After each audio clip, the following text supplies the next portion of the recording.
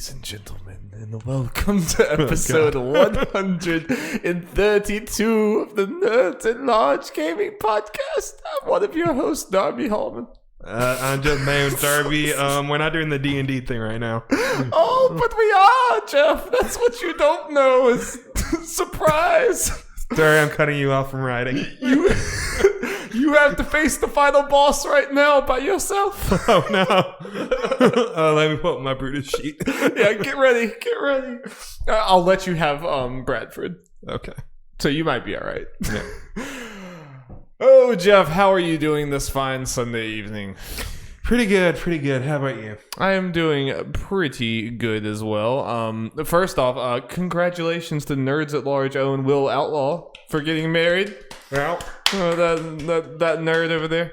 So we went to his wedding yesterday, and it was lovely. There was a disturbing lack of knack, but we both decided to forgive him for it. I guess we'll remain friends. Yeah, we let him know our disappointment. Yeah, we were disappointed, but very, very happy for him.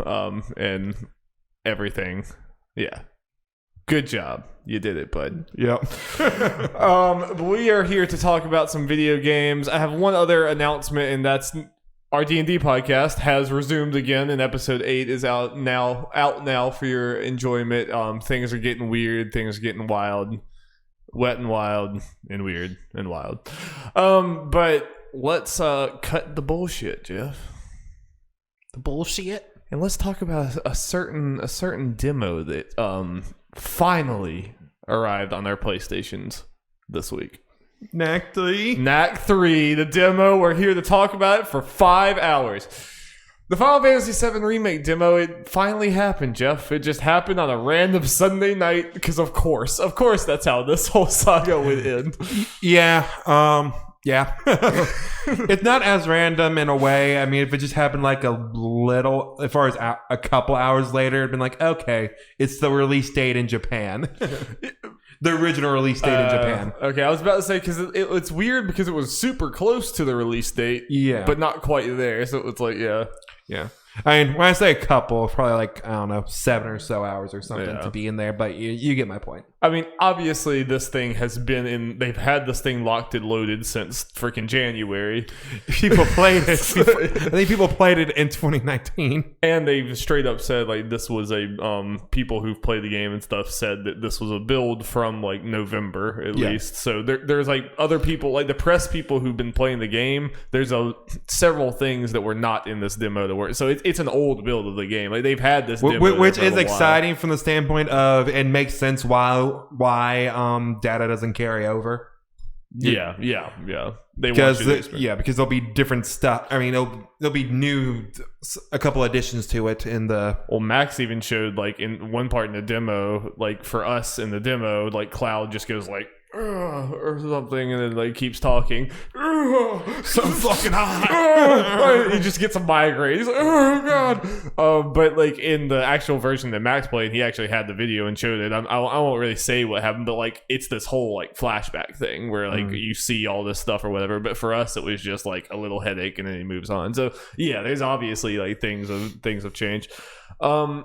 So I definitely think they were still, the whole idea behind this is it was supposed to be around the release time is when they were putting this out. But but regardless of why and when and whatever, it's finally out there, and me and you have actually played the Final Fantasy VII Remake Demo. You can go on our YouTube channel right now and watch that stream of us playing it. The frame rate ended up being like kind of bad in there. Like it's something with Elgato. Like I don't know, it kind of sucks. But even if the gameplay is rough to watch, there's a timestamp in there, and you can go see our like full. Like we talked about the demo for like 45 minutes or something. Like we won't do that here today, but we are going to talk about it some. Jeff, what did you think now that you actually got your hands on the 7 demo? Is your hype higher than it was before? What are your thoughts? It's terrible. Everything's terrible. Well, that's what I was expecting. Yeah. No, it's really good. It made my hype raise, partly because one of the things that there are 2 things that have me kind of potentially worried that could potentially be drawbacks for the remake in general is the combat. and the side quest. We haven't known about the side quest. Still don't know about that. That's still up in the air. But we got a taste of that sweet, sweet combat. We did. And this is one of those things that, like, when you're looking at it and you're hearing people talk about it, it sounds like they're doing all the right things, but you don't really know until you get your hands on it. And I was definitely still, even up until the point where I played the demo, the back of my mind was still like slightly worried that like this is gonna feel too much like a button mashing action game and not enough like Final Fantasy VII. But now that I've played it, I really do think that like the media people were right in the fact that it really is the perfect blend between a more action style game and a turn-based Final Fantasy game, because you still really do, and I played the demo twice, and especially the second time when I kind of like got the rhythm of the combat system more, you really do still have that vibe of I'm waiting for the ATB charge to get up, and when I do, I'm using this ability, and I'm waiting for it to build up when I'm doing that. Like, that is still like very much intact, and it's like you're playing that 7 remake, but then there's an added thing to worry about where like your positioning matters and like dodging away from this attack and then like building. I mean, like the attack is not really like, it's not really like an action game. You're more using those actions to build up your turn-based moves, basically. Yeah. And using that gauge once it gets to one. Yeah, not just your super fancy moves, your magic and items as well. So yeah, you guys like, what exactly am I going to do? And you get times where it's like, I'm about to die, but you can't use items even without an ATB. So it's like, okay, I gotta go like get some hits in, or like, you know, or at least just not get hit long enough to charge up some ATB. Yeah, I like that you can't spam the items. Yeah, I do too. It makes it very strategic where it's like, oh god, you know, like, or Cloud's about to die, I switch to Barret and try to shoot and get my ATB up and like, you know, heal them real quick. Yeah. And like, I definitely can see how this game is going to get pretty hard at times, like, by the end of it, because there's a lot you have to think about in a fight. It really is a lot of like patting your head and like rubbing your stomach type thing. It's like you got to think about positioning and then like using their items, and especially when we get 3 party members, that's going to become even more crazy. Yeah, and there's an easy way, based on the demo. I could get a little more hectic, like Dark said, we get 3 people in there to tell your teammate what to do. It's like, yo, you got an ATB hit, you do this, you jump. I haven't really noticed because like we didn't get a ton of combat time in there, but like, do your other people like use their big abilities if you don't tell them to? Based on what I saw, no. Yeah, that didn't seem that. Like, I kind of hope that does happen at some point, because whenever you have 3 people and you're in the middle of a crazy fight, you might like not have time to think about that. So that's probably an answer out there somewhere on the internet, because people played more than we have. Yes. But I can see it not being in the demo because it's early on and all that kind of stuff, but later on it being the whole strategy thing, like in a bunch of other RPGs, like Tales, for instance, because in a way the battle system is Tales is between, because there are different characters going on and you're controlling them all and blah blah blah blah blah. Maybe being able to turn on and off, hey, you can use your ATB gauge to do this, and then if you have it on, be like, hey, prioritize this, right? That kind of thing. I think it would be good to have the option, because there's some people might want to play this whole thing like, I stab, and then I'll pause time and think about this stuff, and then stab, pause time. I at least think that I would much rather like get to the point where I have most of that stuff on command, on shortcuts, so that it's seamless. I kind of didn't think about that too when I was saying that whole thing. I see that be a reason for it not to be on there, because that whole pause time thing is kind of a, even if people have the option to not use it, a part of it. Yeah, that's why. I feel like having some like middle ground or some option to, you know, I mean, obviously they might not use, I think if you're not controlling someone, their ATB gauge just charges slower in general. I think that's just a thing. Yeah, based on what it looked like, though you're saying it doesn't charge as fast, like, I don't know how often the other characters that you don't control use the triangle attacks, which seem to be the big ones to charge it faster. Yeah, I would have to imagine there's some sorry, that was like super loud. I would think that they have to do some of those things on their own. I don't think they would be just attacking and waiting for you to say the things, because that could be a criticism, because I do think there is too much going on for me to at all times in this game have to issue actions for everyone for every fight. Like that could get to a point where I'm like, okay, what do you want this to be? Do you want me to be like dodging around slashing, or do you want me to be stopping and doing this? And maybe the answer is both the whole time, but it really does feel like they're like trying to push you to be like, okay, put these on the shortcuts, and then like, you know, you can do a combo and do braver at the end, and that feels really good. Yeah. But yeah, so combat, I think me and you are both feeling very, very good about it now. Yes. Very good about this combat system. You can easily see, like, even me playing it twice, I noticed the second time, and Maximilian Dude said this, and I the same thing that happened to me. My second time through, like, all the enemies were dying in like half the time because like I had gotten better at doing this. I even saw that like doing my single playthrough. I think I was technically a higher level, but I don't think that was the whole thing for it, to where the basic enemies I was fighting before and after the Scorpion boss was definitely different, because by the time you got through the boss, you kind of have a hang of the combat, so those would go by a lot faster. And even I'm blanking on names, that weird tank tractor thing. Oh I can't remember the name either, but I know what you mean. I took it down, I would say, a good bit faster the second time when I fought the second one than I did the first one. Yeah, which is a good testament to like the combat system is hard enough to make you think, but once you get it, it starts like clicking. Yeah, and I do think the combat system is going to turn some people away at first, because there's just a lot to think about. But you just get it at some point, it clicks mentally, and you're like, all right, it's really rewarding.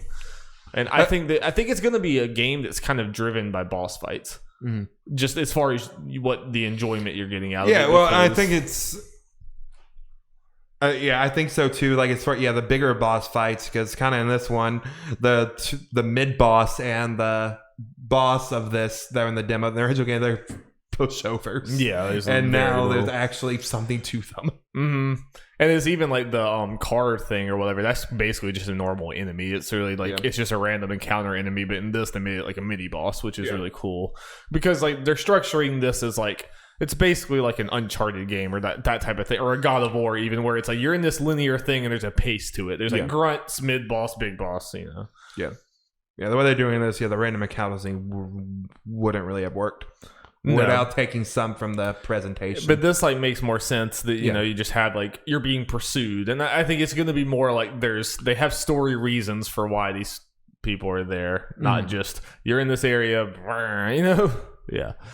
I'm sure they'll do kind of different things depending on what the exact situation is, but as far as this section, the way they did everything made sense. And it does seem like, at least in this demo, at least, when people would get to near the end and run backwards, and none of the enemies were like respawning. It was all just one instance of all the enemies. Yeah. So it's but let's move on from the combat to talk a little bit about just everything else. Just the whole, obviously, we already knew from the trailers, but like now that I actually got to play like a good hour of this game, like straight through, just these environments are just absurd. It's so crazy to see these environments that are so like nostalgic to me as a kid, and I love these or whatever. And then seeing like the absurd like big lights shining down, and then this train and everything, and all the like Shinra propaganda on the walls, and just every room is just like so much more like lively than it was in the original. Yeah. Which is just, it's such a surreal experience to see.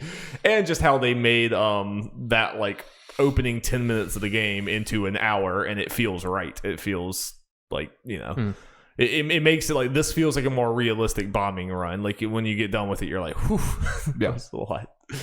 And the characterization, the characters and stuff. I think you agreed with me that like, Jesse has a lot more fans just from this demo than the regular game. This is just like one little part of the game, and they already, I mean, all of Avalanche, but especially Jesse, like, yeah, I think it's hard to tell like how much they do for the other ones, because for the other two we didn't get that much time with them yet. We'll get more as things go on, but this one had a lot more Jesse in it. Which I think it's fine to like. It's cool to that early in the game. They're focusing on a character, and by them focusing on one character, they get you that like it is like an hour is really not that long for how much people love Jessie now. Like it was very quickly. Like she just had a lot of like awesome moments in a short amount of time. And this is one of those things you could easily miss, but as far as kind of them just adding a bunch of shit to the game for like characterization and that, it's just like it's going to make you look around and try a whole bunch of things, interact with things more than you probably already are. The whole thing with the electric field or whatever, you keep unlocking into him, and Jessie's kind of, the more you do it, the less she thinks of you. And she has so many lines. Like, you have to, like, go into it a lot of times before you exhaust them. I'd say let's don't say the lines to people who haven't tried it so they can go through them themselves. If you play the demo, just, like, don't just breeze past the laser things. Get hit by the lasers a bunch, because Jessie's lines are so fucking We busted good. out laughing. We legitimately were, like, cackling. And this is just the type of thing I'm not used to this from Square Enix games. Like I love a lot of Square Enix games, but especially the JRPG games like that. Just the kind of like level of like humor that like completely lands for American audiences. Like completely, it feels like it was written like there's no weird translation stuff or weird like people don't sound right. It's like no, these lines just it legitimately like. I don't say this lightly. It feels on the level of an Uncharted or Red Dead Redemption 2. I mean, it's just a little snippet, but like from this little bit of just back and forth characters talking, and it feels like these are those characters, and it feels like real scenes. Like some of these straight up seem like movie scenes. Like it's better than Advent Children. It looks better than Advent Children and everything else. It's like better than the actual movie of Final Fantasy VII. It's Man, the only thing good thing that came out of Advent Children were fight scenes. Yeah. Yes. And even though it's like, why? How could they jump so high? Anime, man. I guess. I think I don't want to like belabor this too much because we talked about it in that thing. If you want to go watch that video, and we will talk about it in the future. But is there anything else? Any other like area of this that you'd want to talk about? Not that I can think of in particular. Yeah, it's perfect. I mean, it really is. I think this is the right way to do it, just as far as the demo being from the beginning and just showing all this stuff to get the idea of, okay, this is why it took so long. This is why Midgar is its own game. All that kind of stuff between the characterizations and them doing stuff like the showing that Shinra is the one like definitively blew up the reactor or whatever, instead of it kind of hinting at it and being like Avalanche thinking and you thinking like it was Avalanche for the most part, and well, Avalanche still thinks it's them, and that doesn't change the whole thing. They're terrorists. It just cements the more fact earlier on that Shinra is shit. And from what I've seen, like Max talked about, like he was like, I get why people are like somewhat mad about this, but he's like, if you guys could play Chapter 2, I don't think that you would be as mad, because these like people just talk about how this game actually goes a lot further than the original as far as showing you like, hey, what you did is kind of fucked up. Like it might be right, but like in the short term, you are like you're seeing people have to like recover from this terrible thing you did, and I think that's going to overall be stronger, and everything. Like just seeing them like wrestle with that, it's going to be pretty cool. Because, and just in general, I mean, the 1997 stuff, I mean, especially for its time, it was pretty crazy, the explosions and scenes in there, and like it got a lot of people emotionally. But the fucking reactor blowing up at the end of this demo is ridiculous. That's what I mean, like straight up like a movie scene when that thing explodes and you see like cars being pushed to the side and all this other stuff. It's crazy. Just from visuals alone, there's going to be more emotional hits in this, because like you Midgar looks way more real than we ever thought it could. I am over the moon. I cannot wait. And just character moments, you can tell from the way that he did Jessie, or people like her a lot more, get more emotionally attached to her just through this little thing. It's like the big story beats that everyone knows, those are going to hit harder. Oh yeah, I mean, just everything with this crew and just like going with these crews to the other parts of the game. It's gonna be kind of surreal playing parts of this game. Like the same things are happening, but I'm gonna care more about certain parts of it just because of how much detail they're putting into it. Which is great. I mean, like the original Final Fantasy VII is always going to like be great and always going to be worth playing on its own for different reasons. But I love that this is a different experience, but it's not like so different that like it's taking everything that's there and just adding more context to it. Legitimately, I can't think of a way they could do this better. Yeah, so excited. Yep. Well, Jeff, we have more JRPGs to talk about. Yep. This will not go on as long. I have finished Fire Emblem House's Cindered Shadows. Edgy basement people.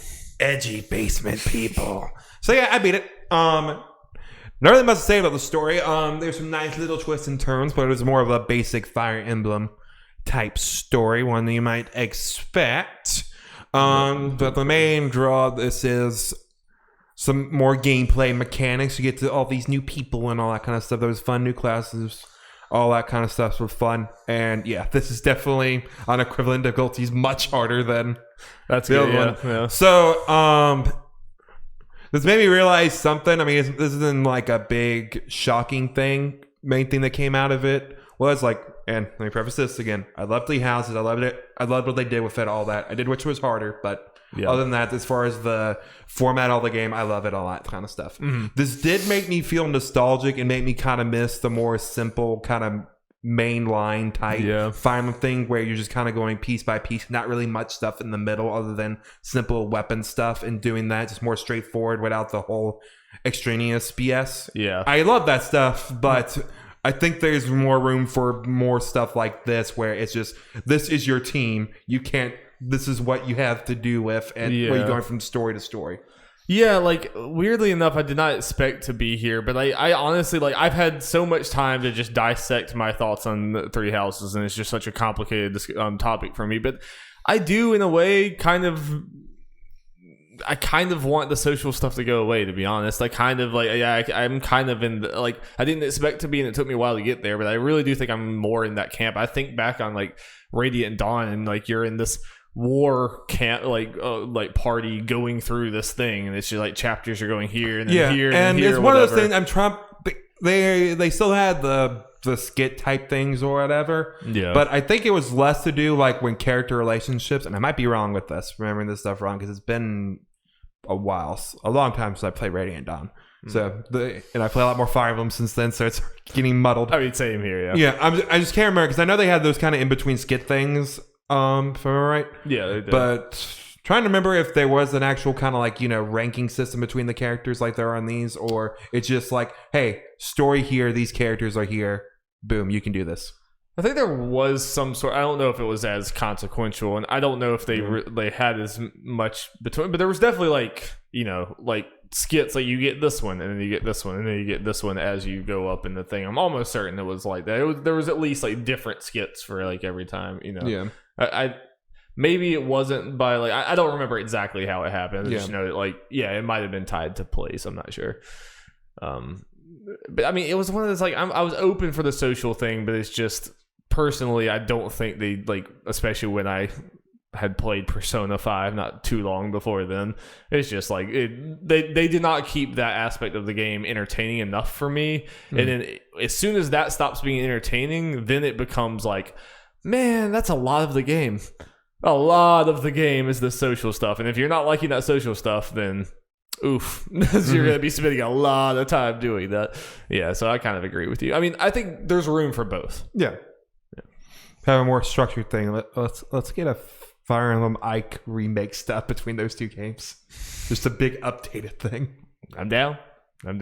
Like upgrades to like Xenoblade to Xenoblade Definitive Edition visual upgrades. Let's get those in. Yeah, I mean, Fire Emblem's kind of a weird one though, because it's a tactics like turn-based thing. It's not like it needs the upgrades as much as like a Xenoblade type thing that's more this open world like craziness. It's like obviously that would be cool, but I mean, Fire Emblem Radiant Dawn, I firmly believe you can pick that up and play it now, and you won't even get much of the old game is old, because it's a turn-based like kind of more simplistic. Like because they do an update to it, so maybe newer players will be able to get the hang of it more and be like, where's all this social shit? I'm not saying add in all that social shit. I am a little worried that that is just forever a part of the Fire Emblem. Oh, it is. Yeah, and I don't love that, but I was just happy we're not getting away from that.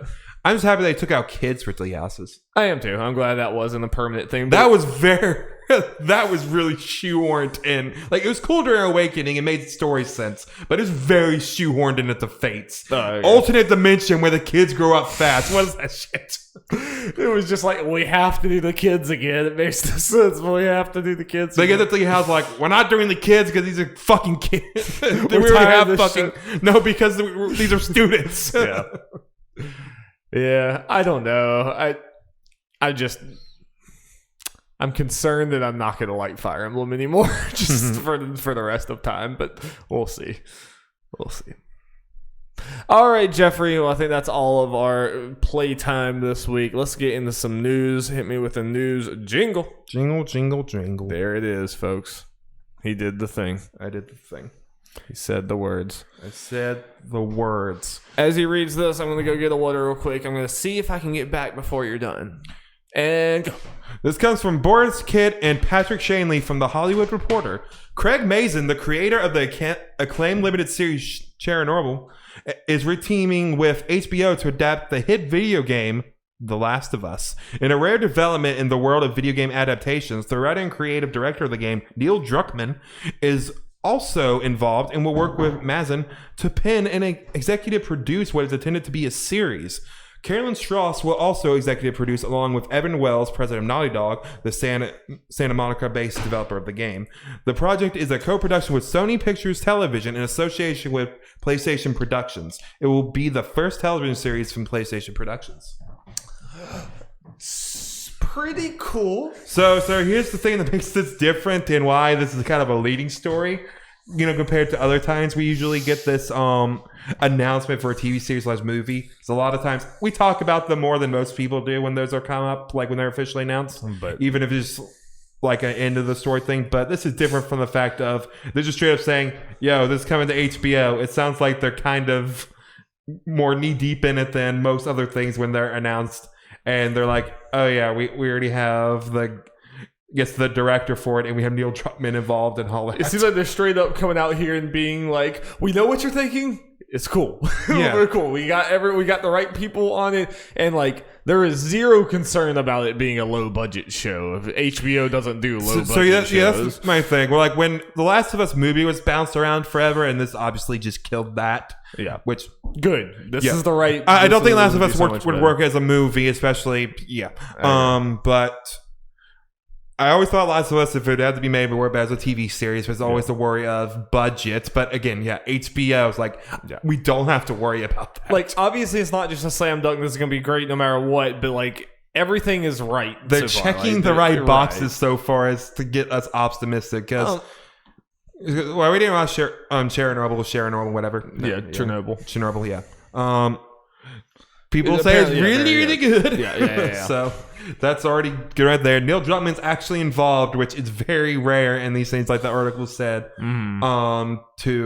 For someone who's actually involved in the game to be involved, especially the creator. Yeah, it's very important. And it there's definitely, I do think that of all the video games to get this treatment, I do think The Last of Us has one of the best chances of crossing over and being that, because even Naughty Dog games in general are just so cinematic that it kind of makes sense. They're basically trying to be movies already, like a hybrid between a movie and a video game. And The Last of Us, it totally makes sense how it could be a series. Like, there's not supernatural craziness or anything. It makes sense as a grounded show that could be that way. I'm more worried about not necessarily the quality of the show and that adaptation being wrong or whatever. I'm just in the same way that I was at the end of Last of Us. I was like, we don't need Last of Us Part 2 because The Last of Us is just a perfect package. And then I was like, okay, I trust Neil Druckmann and them. I trust them to make this right.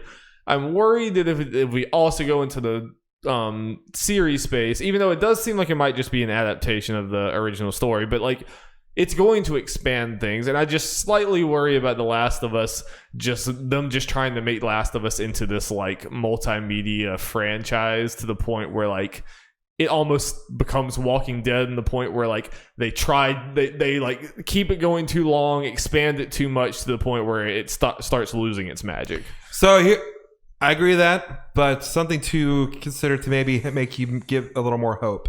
Well, we don't know like what exactly this is going to entail as far as like how long. It could be a Watchmen situation where it's a season and done. Could be, and that would be sweet. And it seems HBO seems to be okay with that because they wanted them. The Watchmen person was like, I don't wanna. They're like, okay. Respect that. Like, I like that a lot. Yeah. So yeah, this could just be a one and done season thing. It could. Neil Druckmann already said Joel and Ellie are going to be the characters for this show. Yeah. But yeah, whether it goes directly the story of the game, or just kind of a loose adaptation. So, what would you want this to be? I mean, it's gonna be Joel and Ellie, but what would you want this show to be? Just because of the TV show is different from the video games, so the way you got to look at it is different. Loose story beats, the general journey and everything, I say go with that. But they do tell the story kind of differently. Yeah. Have some of the same characters of that, add new characters, and something I brought up to you that could be interesting. Well, HBO announced this with the Firefly symbol. Yeah. Maybe the Fireflies could have more of a part. Yeah, part in this, and something that they could do to make it already different from Last of Us because of the TV show is go to different perspectives, like have scenes with just Firefly people instead of in the game you're always with Joel or Ellie, whoever you're playing as. Yeah, it's just the thing I worry about is just like I think a lot of what made The Last of Us cool is that you didn't know what was going on all around there. I kind of like that Last of Us is Joel and Ellie's story, and it's so focused on there to where like you hear things about the Fireflies, you hear things going around, but you don't really know what the conditions are like in other places, and that kind of like mystery of like what's going on. I kind of dig that. I'm not saying that it couldn't work to have a more flipping around between all these different things. I just as an example. I agree with you on that stance. I just use that as an example of, hey, they could do this to kind of.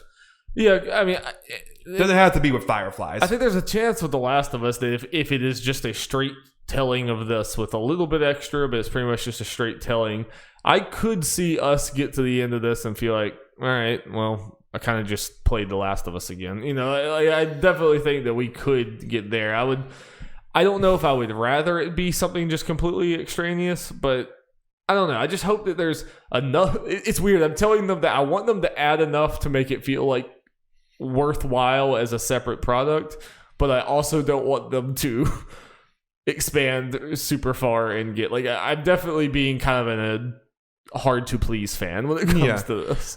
A way to look at that, let's say they straight up kind of adapted with some minimal changes to for TV to make it work. We feel that way, but more people got to experience The Last of Us story. Yes. Yeah. No, it would still be worthwhile for an audience, but yeah. There's a lot of ways to go. I wouldn't want it to go the Walking Dead route where it just kind of continues forever and ever. I don't want to see The Last of Us become that. That would be depressing. I don't think it would. I think Neil Jordan would be like, nah, son. Do you think if they do this, would they just straight up go straight into The Last of Us Part 2 and adapt that story as well? Or do you think this would just be a singular, we're adapting the first story type deal?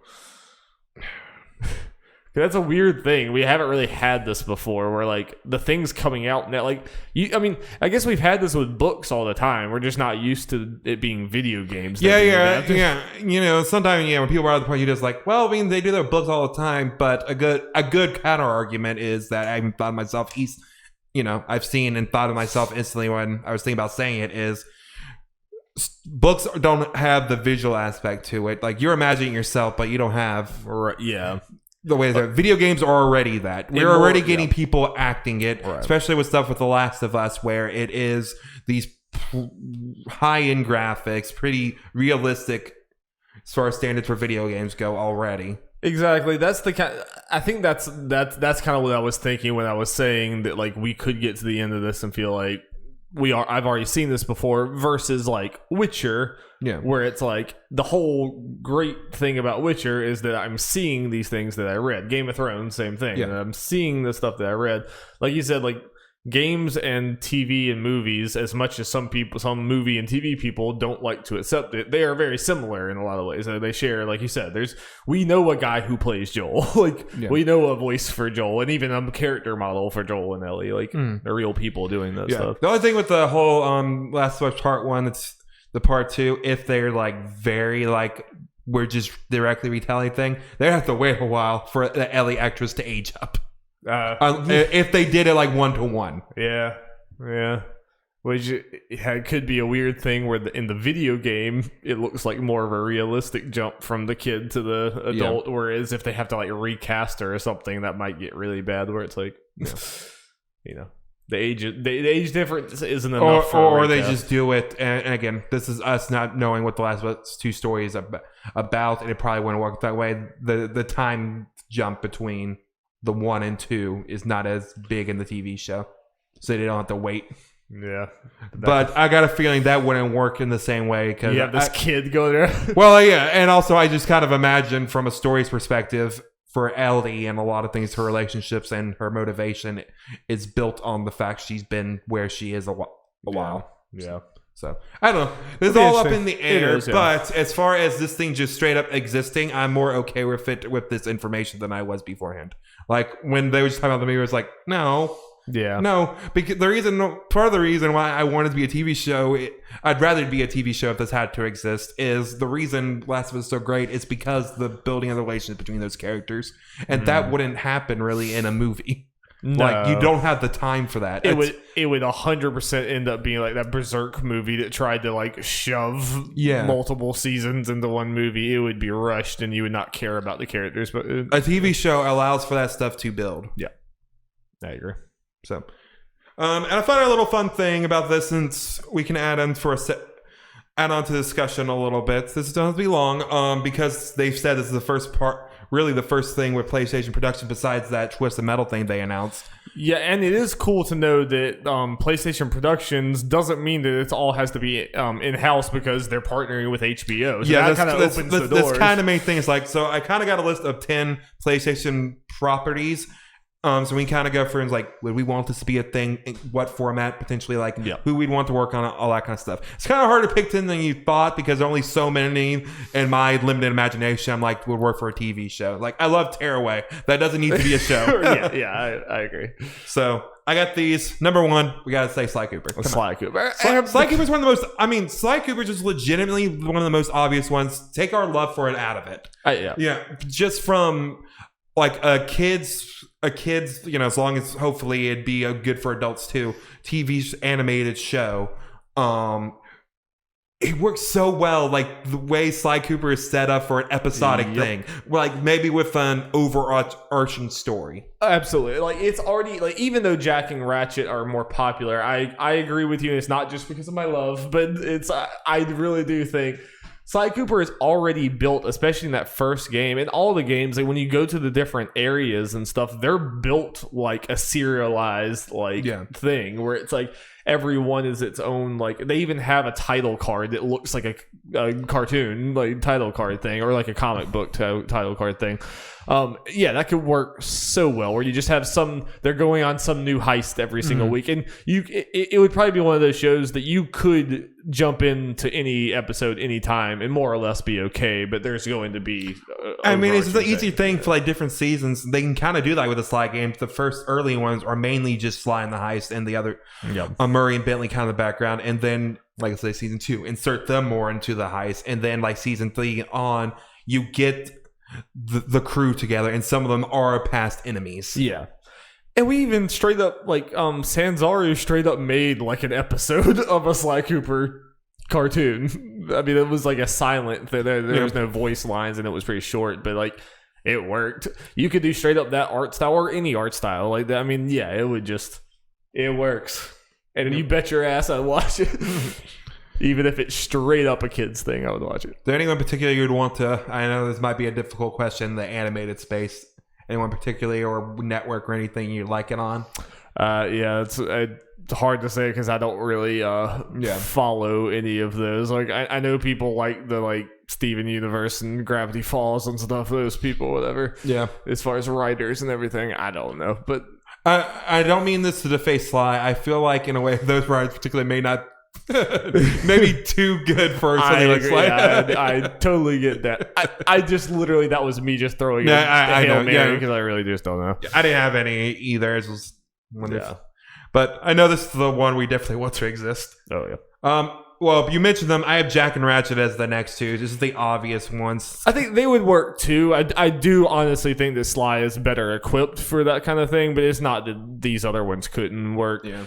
Ratchet already had a chance at a movie, and they blew it. Ratchet definitely would overall, I think, works more than Jack, especially since Jack really only has one game worth of things that we can look at to be a kid's thing. Because Jack 2 and Jack 3 with their GTA, I mean, it doesn't have to be like a kid's thing necessarily. It doesn't. I don't think that would be very good though. I mean, I think it could be good, but like it's just. I mean, again, take our love out of it anyway. Just from, I love all three of these. Yeah. I'm just looking. I think Slides has the best chance as like the way you just look at it, chance of succeeding in these in this kind of thing. Well, yeah, let's move on past Jack and Ratchet. Gravity Rush. Let's get a Gravity Rush anime going, baby. Oh, it would be great. It would be great. Yeah, it's already the whole aesthetic of those games is like the comic strip thing. Yeah. Like it works so well. You could. It's already built kind of like anime chapters. It would work. I'm trying to think who I'd want to potentially would want to adapt it. No Toei. No. Yeah, this is way more your thing than I'm trying to think. This part of me would feel like if this existed, it would somehow be associated with Crunchyroll. Legitimately. It'd be cool. I mean, yeah. Probably be on Crunchyroll. It'd be some. I mean, the few anime creators I know aren't really the like action things, which this would be more of. This is more of a colorful like superhero thing, basically, like a My Hero Academia type thing. But you know, it's good. Just from an animation standpoint, I love the people that did Mob. I mean, it'd be different. Psycho? Yeah, Mob Psycho 100. I mean, it'd obviously be a different art style. Yeah, but it'd be the way they do action. Yeah, the way they do action and the way their animation is. Yeah. Well, let's move on through some of the other ones. God of War. Yeah, God of War is another obvious one. It has the popularity. I mean, it's honestly probably one of the more likely. Well, and now I'm more interested in that potentially existing, since we know like something like HBO's on the table. Yeah, exactly. I'm very curious what they would do for this if they were to do this, and they did it. Would they just start at God of War 2018 story? Might. But I mean, I think you could go back and tell the older ones, but do it in a better way. Like, I don't think that those old stories are just inherently like going to be. I think like those old God of War games are a product of their time, but I think you could tell a story in ancient Greece with Kratos and make it better than those. You know. Yeah. I kind of suspect that they would probably just go ahead and go for North. I feel like, and I think I'm seeing this from the Easy Allies. I think they are the ones I heard this from, and I think that this might be the best way to go. Of course, depending on how they did it, is the God of War 18 style, that general story, but flashbacks and things too. Yeah, the old Kratos time, because they are two very different things, and I feel like the one that would be the best is the 2018 Kratos as far as. I agree too. I think that would be a good way of doing it. Like, you have a healthy amount of flashbacks to really make it like people understand this past that's like troubling him and stuff. That's another one. I don't know if it would just be a straight up story of it, or if they do something else. But I mean, that's another one that like that story is so damn cool that like, you know, if more people get to see it through that.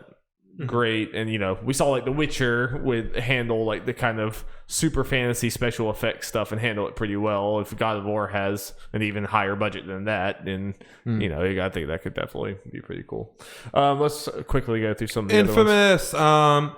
I mean, we see so much superhero stuff. I mean, Infamous could just be another superhero, like Marvel type show, like these Marvel TV shows that we're seeing. Like, you could totally make an Infamous show. The people who do The Boys would be neat. Yeah. I want to see it to obviously be more kind of the edgy thing, more like realistic kind of superhero thing potentially. Not less Marvel, more boys-ish. Yeah, that'd be what I'd want to have. Definitely work. Horizon, obviously, just the budget would have to be insane. Yeah, that's the biggest thing about that. I mean, the world is super cool, but I mean, like, yeah, it'd be an incredible budget. I mean, so would God of War. I mean, but. Horizon, those like every enemy is like crazy robot dinosaurs, so it gets pretty hard. Parappa, just make a dumb kids show. There we go. Sure, yeah. There'd be a 0% chance I would watch that, but it could be cool. Yeah, last two, Heavenly Sword and Knack. Heavenly Sword's never gonna happen, but it could. They didn't make a movie. Could be cool if they did it, but it's never gonna happen. Yeah. I had to throw in Knack, man. Our Lord and Savior. The biggest TV show known to man. I mean, Knack would be the best one. We just didn't. I mean, you know that, so we didn't waste too much time. We know that. You know that. Like, why do we even need to talk about it? You know, like, Will, you're a coward for not having a Knack cake. That's all I'm saying. You know. So what we got out of this is what we've been saying. Slideshow needs to happen. Yeah. Keeping on the Sony pony and Sucker train. Punch train. Yeah. Yeah. So this comes from Joe Scrolls from IGN. Ghost of Tsushima will be released on June 26th. Announced on the PlayStation blog, Sucker Punch's new game also got a new story trailer and detail of the special collectors and digital deluxe edition of the game. The story trailer shows off the game's hero, Jin Sakai, as well as his uncle Shimura, who is the Lord of Tsushima, and Khotan Khan, the leader of the invading Mongol army. Kotal Khan. Yep. Crossover. What is this, a crossover episode? So yeah, we finally got the release date for Ghost of Tsushima earlier than I thought it'd be.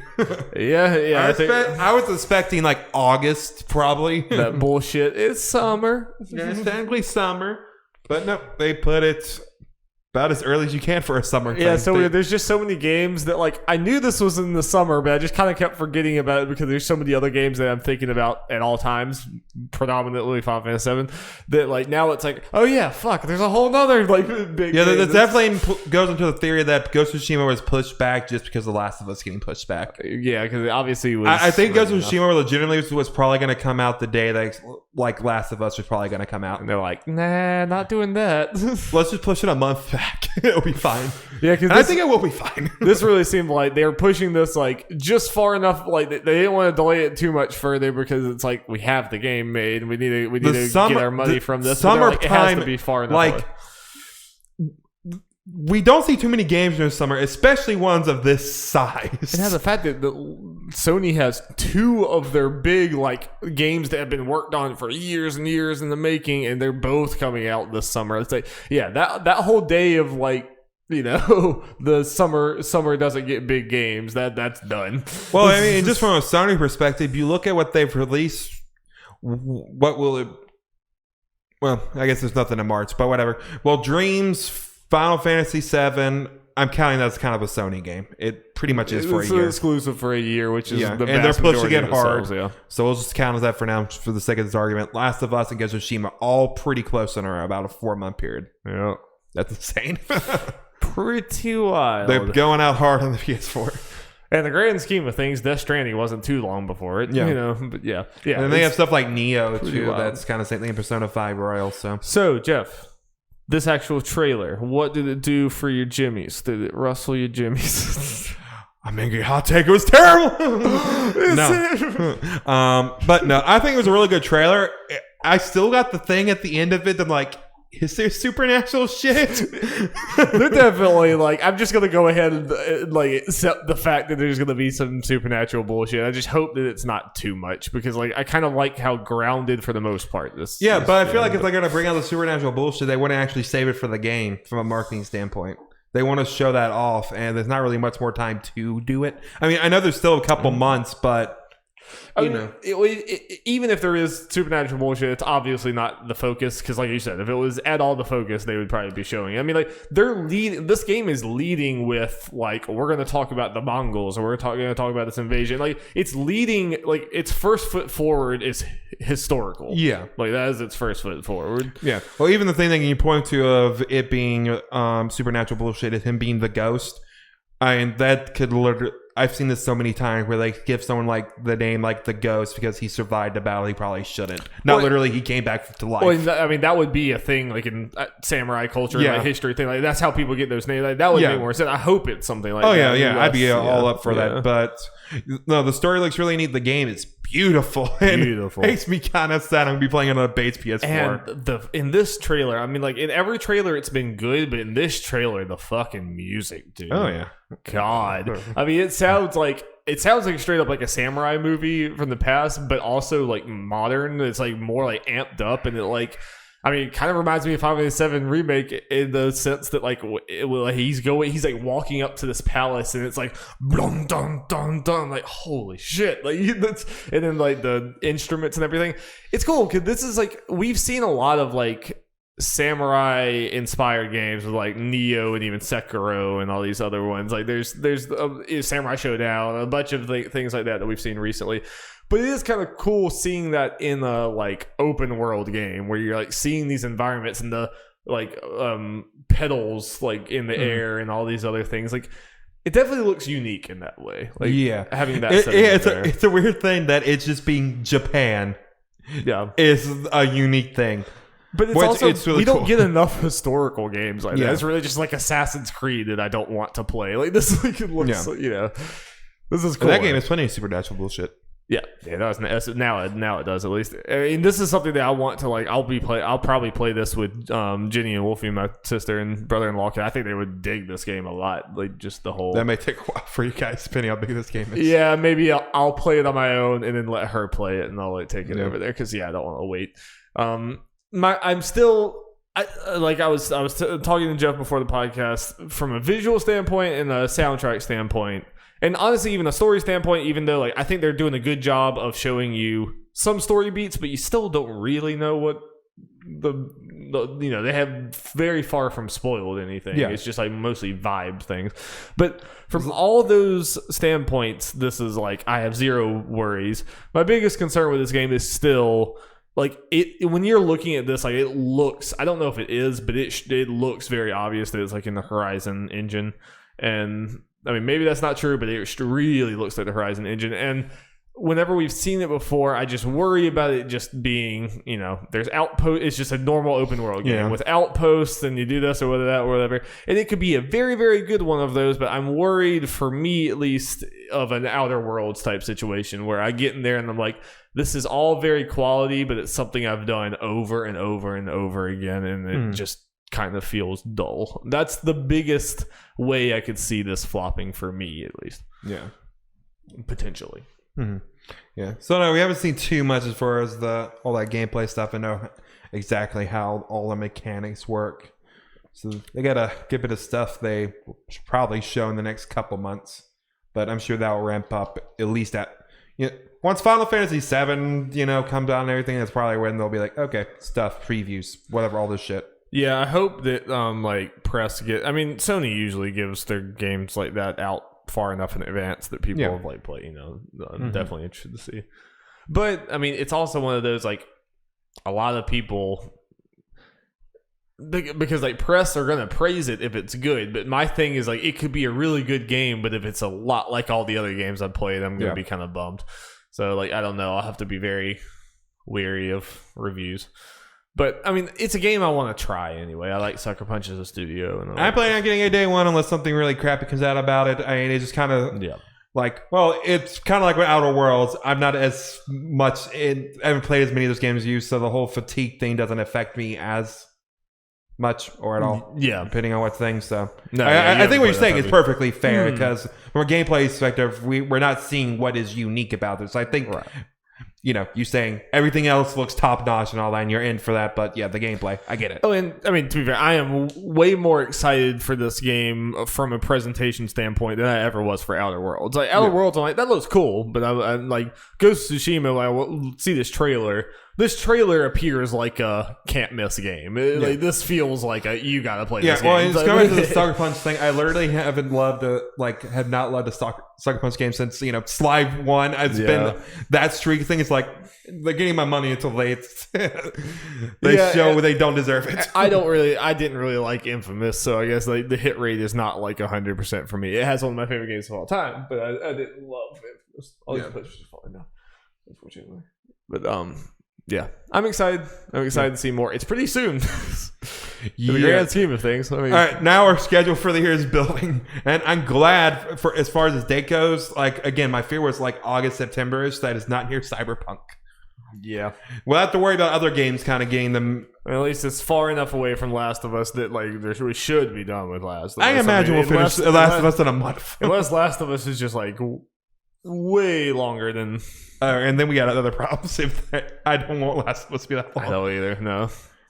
I mean, they did say it was longer, but I can't. Like, it would have to be like 50 plus hours for me to not finish. Yeah, let's say like longer. We beat Red Dead 2 in a month, and that was like 80 hours. Yeah. So, I mean, longer could be about the God of War length, like doing the normal story stuff without worrying about the side bullshit. Yeah. I mean, I'm expecting like max 20 to 25, like max. Yeah. I mean, that's around probably what it would be. But. Yep. Sony killing it. Thanks, Papa Sony. What happened to Sean Layton? We'll never know. Yep. I'm kind of changing the name of this story because I think we're kind of wrapping potentially two conversations into one. Okay. Maybe. It's the coronavirus hates video games. Yes. So this is mainly going to be about a E3, but the coronavirus is kind of involved, and the coronavirus is affecting a lot more stuff, so I don't know how to handle to do this. I mean, it's all kind of connected. I mean, it's all it all goes hand we'll just in go hand. into kind of do two different conversations that that's fine. We can kind of talk about it all together. Okay, so we'll start it from the E3 standpoint, and then we can go into general May coronavirus things. So start this timeline. LA declares state of emergency over concerns about the coronavirus. Good start. And this next thing comes again, this is all referencing E3 right now, so some of this is non-coronavirus related. This next thing that comes from Jeff Grubb from VentureBeat. One of the most well-known creative companies working in game industry is pulling out of the Electronic Entertainment Expo. I Am 8-Bit creates experiences and art installations related to games, and it was supposed to operate as the creative director of E3 2020. That is no longer going to happen. Quote, it's with mixed emotions that I Am 8-Bit has decided to resign as creative directors of what was to be an evolutionary E3 2024 experience, the group explained on Twitter. We produced hundreds of gaming and community events, and it was a dream to be involved with E3. We wish to organize the best of luck, end quote. And to add to that, other big things like South by Southwest was canceled due to coronavirus fears. Right. And it's right now the SA has confirmed EA is still planning to happen. When was that? I mean, it was a couple days ago. Okay. I mean, after this stuff happens, like as of right now, they're still planning on it. Yeah. They haven't canceled anything. I doubt that's going to remain true. Yes. The reason I put the South by Southwest thing is like big thing getting canceled. Like that's like an E3 South thing is for a big conference. Well, and, like obviously having like some of the creative like people that seem like had a very big part of the E3 floor like dropping out, whether it was coronavirus related or not, dropping out. And then I think this is going to kind of become like a GDC type thing. I think we're going to, if the ESA doesn't announce that E3 is canceled or postponed in the next few weeks, I think in the next few weeks we're going to start to see like Activision already said they weren't going. There's going to be like big people not going, even if it's like a Nintendo or someone. You know, there's going to be like big people start to pull out, and it's going to get to the point to where even if they weren't canceling it or postponing it because they thought there was coronavirus concerns, they're going to delay or postpone it because it's just half a show or like it was a corpse of a show at some point. I think we both think that. Do you think if they do this, do you think that they'll just delay it, or do you think they'll outright cancel it? Because part of the problem, I mean, like, I'll let you, but part of the problem is there's certain companies like Xbox is not going to wait 3 more months to talk about the Series X. Like, if they can't do it at E3 and E3 is going to be delayed 3 months, then they're just going to do their own thing. You know? I agree. That's what I was going to say. It's like, even if they did delay it, there'll be people, mainly Xbox and Nintendo and stuff, that will still do their own stuff anyway. The big, like, their actual presentation and conference and their news and all that stuff without E3, because like, they have to get the stuff out. But the flip side to this is with the next conversation thing I want to have based on all this is coronavirus is now directly affecting all this video game stuff. We're seeing, I mean, there's too much stuff to put on this, like what it's affected, and where I think at some point we are going to actually see video games getting delayed and all that. Like the consoles might very well not come out this year, that might be for like Xbox. Maybe it doesn't matter as much. Like it pushing back will be all the E3 pushing back will be what they might be pushing back. I just don't know.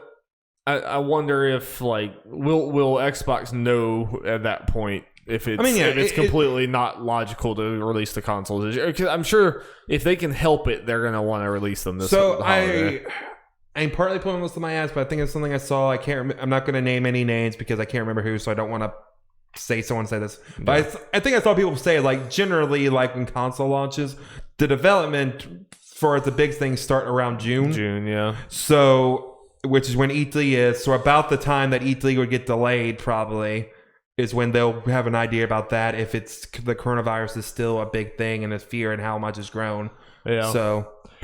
I wonder if like some of them will like take the loss in like manufacturing, just assuming that coronavirus is going to be settled by the fall and by next year and everything, and just make their money back, or will they both decide to delay it? I mean, it's also kind of an arms race between the two. Like, if one of them delays and the other one doesn't, it's kind of a kiss of death for the one that delayed. Between the two consoles. Yeah. I think they're both kind of like waiting for the other. Because if Xbox retreats to the spring and then PlayStation has like 3 months on them. Well, I mean, depending on what it is, and this is maybe my ignorance. I don't know how much information we have on this. It may not be they have a choice of when it gets delayed to. Which might be, hey, they can't be manufactured, so they just have to delay them. Yeah, I mean, they could say it's out.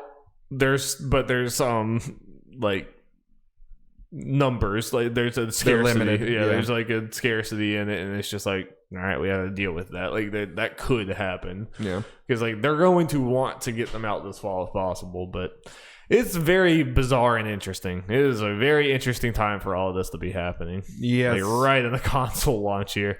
And as far as the E3 is concerned, E3 was already kind of dying, and people are pulling out left and right, and then now. So we've talked about this outside of it. So we agree, if E3 has to cancel, it's pretty much the end. I think so. I mean, it might still happen next year, but I think it'll be a shadow. Be a shadow of itself. Like it was already becoming that, but this would accelerate the process, if not outright. And I think it will show at least the bigger ones, like, hey, we don't need E3 to do this shit. Yeah. We can either do a big conference sometime during the year and not be like, and we dictate when it is, or they do kind of Nintendo Direct type stuff. The Nintendo Direct stuff is more aimed at Microsoft than the third parties, but even they can be like, we can just do our own stuff. And even like Keighley building up Gamescom could become like the biggest. Like, so I didn't really think about that. Like, let's say hypothetically, it's something happens with E3, but. Again, this is hypothetical. Gamescom remains fine. Yeah. Because timing stuff. Yeah. Would that show just get bigger? Because like, hey, Jeff, you just want to have our game? At least it would probably be like a purely third-party thing for the most part. But like, it could. Well, like some of the big third-party games that may not be coming out to next year anyway. Be like, we want these on a big stage. So Jeff, do you want it? Yeah, because that opening night live like had the presentation like it was a big deal, even though I think the announcements were kind of like there are a couple good things. I feel like it's because they're such an unproven thing. It's kind of just with these kind of things as it goes on, and it kind of proves itself. They get better and better. It is Jeff Keighley. Well, I know the last Game Awards were kind of a disappointment with that kind of stuff. Yeah, but he at least he knows what he's doing. If he actually gets the announcements, he can put together a good show. Yeah, I don't really blame the Game Awards on Keighley because he gets what he gets. Yeah. The Vin Diesel thing was a mistake, but other than that, I'm saying everything, just the announcements as a whole. Yeah. There's only so much one man can do when they're not your shit. It's interesting. It's just I definitely think things are not looking good for E3's future. They weren't looking good anyway, but this is gonna heard it like. I can't imagine that all these other events are canceling left or right, but E3 is gonna stay strong there. I think the reason they're doing it is because like South by Southwest was gonna happen like in a week or two. So mainly events that are like more imminent are the ones. Yeah. I mean, I'm not surprised they haven't said it yet, and they probably are right now still like crossing their fingers that things will have settled down more by then. But I would expect within the next month we'll know one way or another. I'm hoping that, unless things just get better, just from, people who's got tickets, all this stuff, financial standpoint, they just go ahead and at some point, if it's not looking, you just go ahead and outright cancel it, because there's people that are getting screwed financially because sometimes the stuff's getting canceled. Yeah, pretty close to it. I know for Chad and Holden, because Holden's coming from Rhode Island. Oh yeah, yeah. At least Chad, Chad's in California at least. Yeah.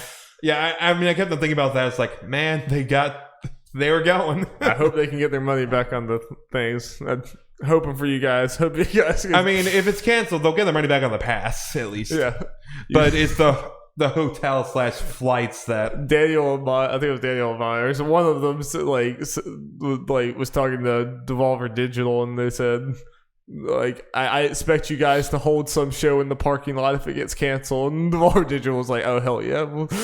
So I'm like, yeah, Chad and Holden go hang out in the parking lot with Devolver Digital. Yeah. Okay. Yeah, we gotta make up for time. It's probably something we won't talk about too much, but it's a thing. Game announcements, or game reveals. Comes from Matt K from IGN. Riot Games has officially revealed the title of his tactical shooter, formerly known as Project A. Valorant is a 5v5 free-to-play shooter from the developers of League of Legends that is set to launch in summer 2020. Do I need to read all this, Darby? No, we can just talk about it. We've seen this, like, we saw a little bit of this game before, but we finally got like more gameplay.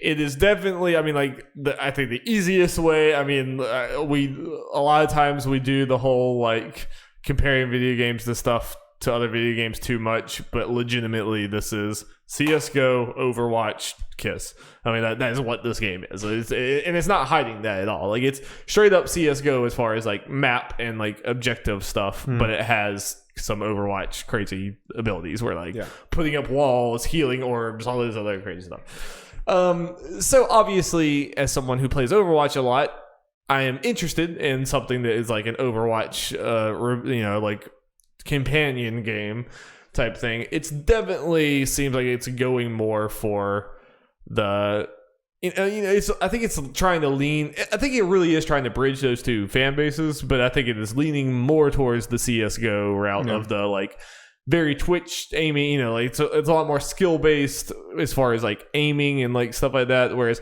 Overwatch is a combination of aiming, but also game sense and more MOBA stuff. You know, it's like it's skillful in a different way. This is going a lot more for that, where it's like one hit kills. Overwatch is like you're whittling people down. This is boom, boom. So, in other words, something I will probably be absolutely dog shit at. So I probably won't be as into it. Hey, I'm gonna be honest. I'm probably not even gonna try this. I don't play. You don't even play Overwatch very much. I mean, I'm mostly. This is something I'm like. Alex will probably try it. I'll probably try it too. I don't think it'll stick for me. Well, then again, it is free. So if you guys are trying it, I'm like, okay. If I'm just laying around, like, okay, maybe I'll try it if you guys are. Yeah, I'm just gonna give it a shot because I like Overwatch so much, and this is like I was never gonna play CS:GO, but this is a little bit more up my alley. The game looks really early, despite it coming out in summer. Yeah, that is concerning, and it's also I think there's only 8 heroes or something at the launch of this. It definitely like even though they're not. I guess to be fair, as far as the 8 heroes go, it is free to play. Yeah, that doesn't exactly forgive the look of it. Yeah, it's going to like get more. I mean, it's a service game like this. At least it's not like Grand Blue, where it launches with about maybe a dozen-ish characters. It launched last week, and it's gonna have 5 DLC characters by the end of April. Yeah, that's like bad. Released. That's pretty bad. Like, just delay it 2 months and just have all the characters in the game.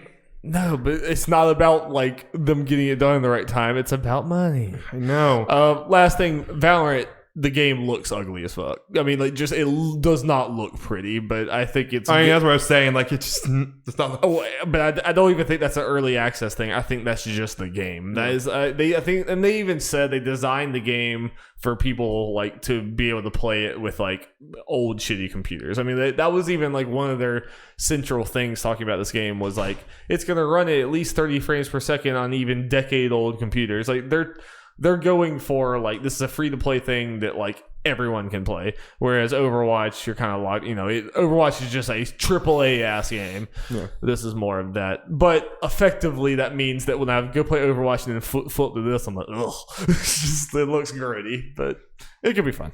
Yeah. Okay, Darby, you want to talk about our favorite thing, Stadia? That is my favorite platform. Stadia. Write me my check, Google. This comes from Anna Bankhurst from IGN. Former God of War executive producer Shannon Studstill is set to lead a new Google Stadia Games and Entertainment studio in Playa Vista, California. Announced by Jade Redmond, VP Stadia Games and Entertainment, Studstill's studio will focus on delivering exclusive games using new gameplay mechanics, creative ways to play together, unique interaction models that we're just starting to explore. While we're not ready to share specific game plans yet, rest assured we are listening to what gamers want and adding our own Stadia twists to create new IP and experiences, end quote. Continue to quote, I guess. I've been a fan of I've been a fan of Shannon's for a long time and have admired her award-winning work leading Sony's Santa Monica studio in the industry-defining franchises like God of War that have won fans all over the world. She has an extensive background in product development and creative leadership, but more importantly, she's a visionary who, as the studio director, will lead and inspire the Playa Vista's teams. We are thrilled to welcome her to the Stadia family. Why didn't this happen years ago? like just these studios being made, Stadia is frustrating. It is. I don't have it, but so maybe I shouldn't talk. But well, I mean, they want my money. I'm the one who should be. We're the people who should be all in on this, but everything they're doing is not exactly right, or We're just years behind. Like, they just wanted to like get the marketing and the money and stuff of like launching the thing, but they had not put in the time and work to get there. And you even hear like there's developers who said that like they were in talks with Stadia and they were like dumbfounded by how little money Stadia was offering. Well, them. And the whole thing of Google's reputation to just drop things. Yeah. It's like they do all this to make it work on Stadia, and then it's just gone. Yeah, am I gonna like go to all this work to do this or whatever, and then like be screwed over? And I think this was just a lot of hubris. It was Google thinking they can just like step in here. It's like whatever, we'll just step into this and be fine.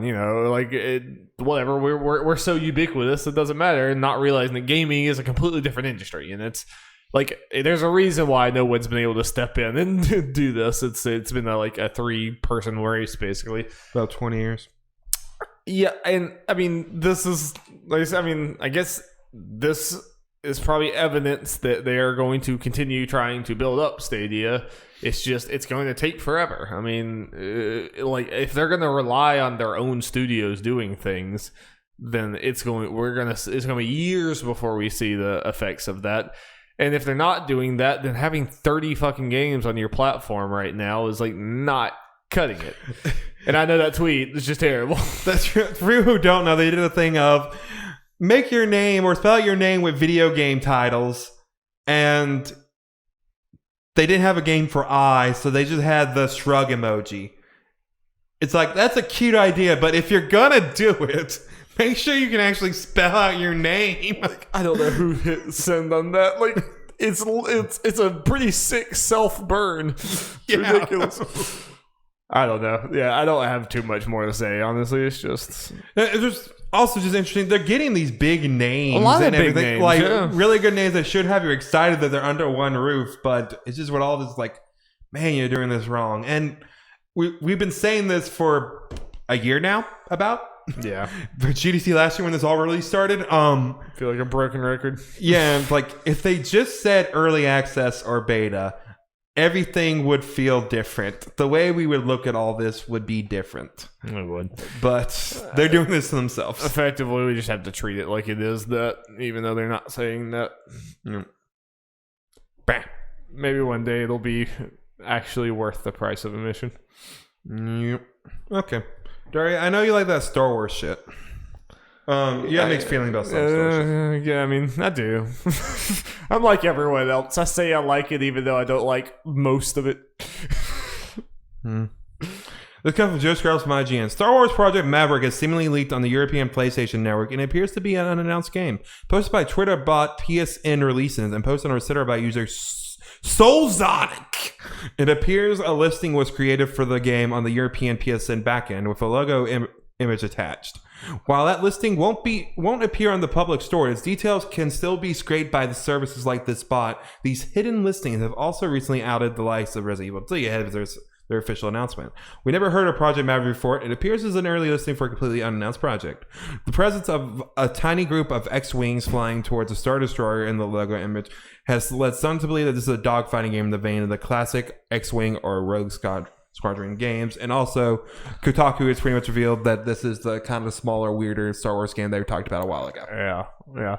I mean, if it's going to be a smaller, weirder thing, I think a lot of people are like, oh god, it's some weird mobile thing or something. Even though, like, EA actually only owns the rights for they don't own the rights for like mobile things for Star Wars, but I mean I guess they still probably could. They just don't have exclusivity. Whatever.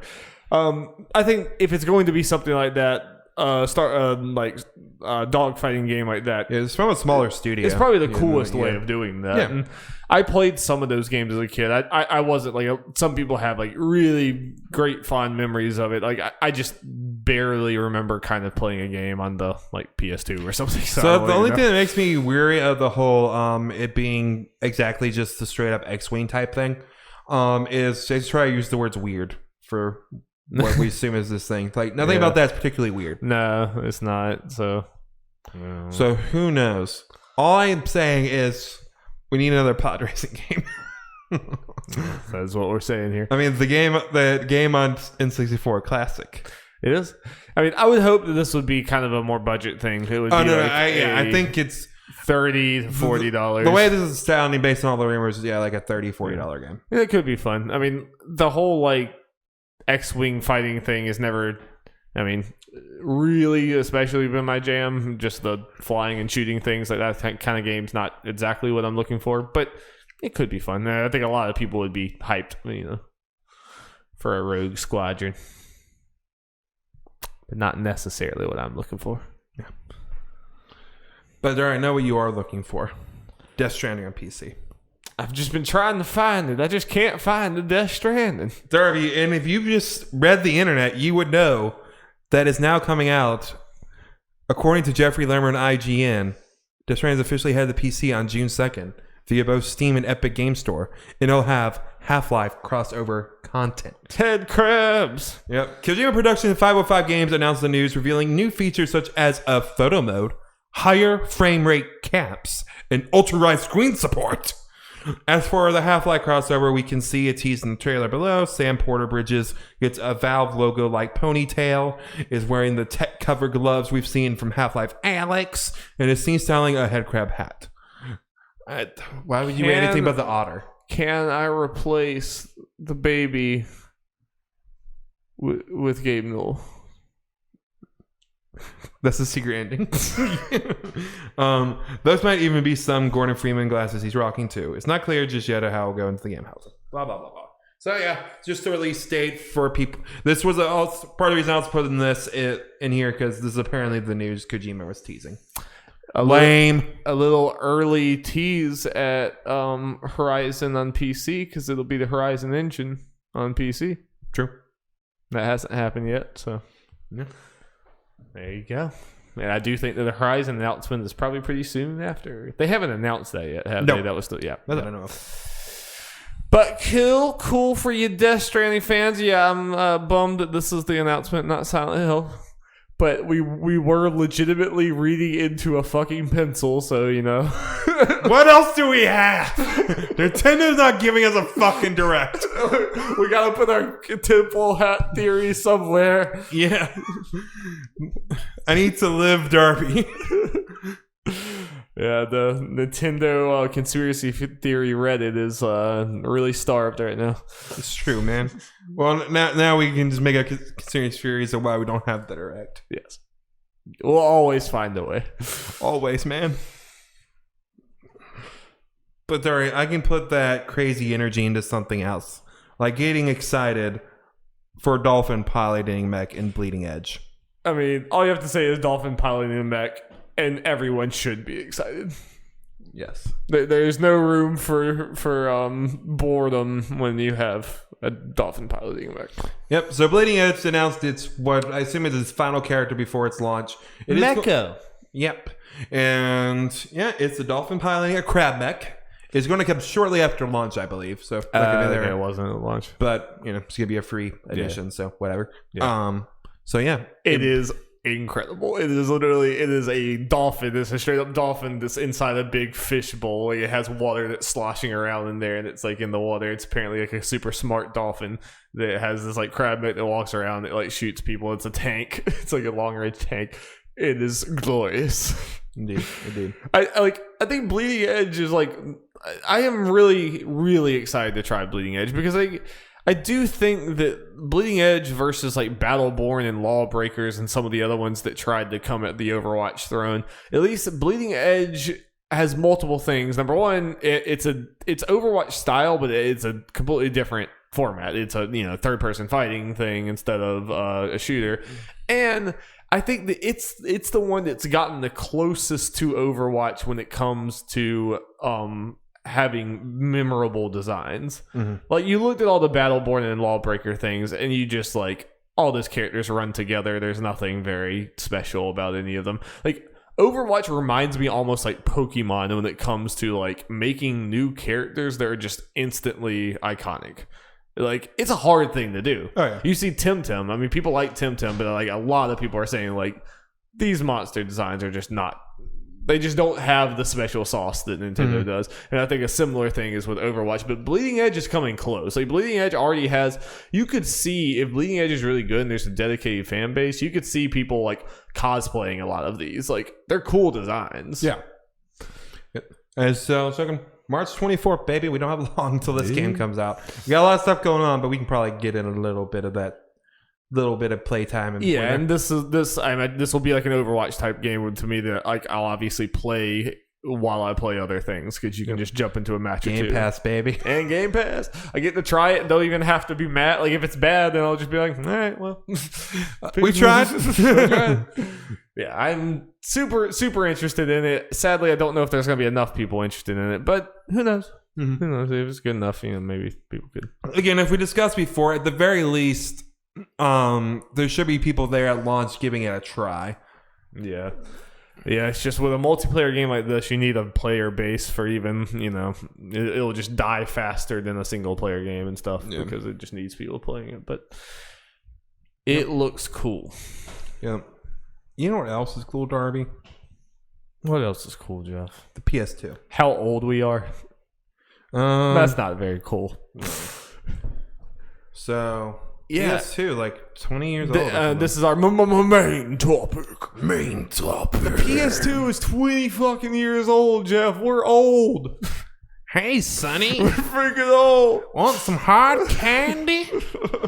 It really like walk around giving everyone Werther's of originals because we're on our way to the retirement home. Yep. No, this is crazy, and I think we just want to have like a very like loose general discussion, just and reminiscing about the PS2 because for me, the PS2 was like my most formative console. I mean, the Sega Genesis was the first console I played, and I probably was at your house playing like N64 and stuff before I had a PS2. Mm-hmm. But the PS2 was the first console I owned and like was mine, and I played it, and like I played a lot. Like we talk about the biggest games on PS2. I played like nearly all of them because that was I was a kid during that time.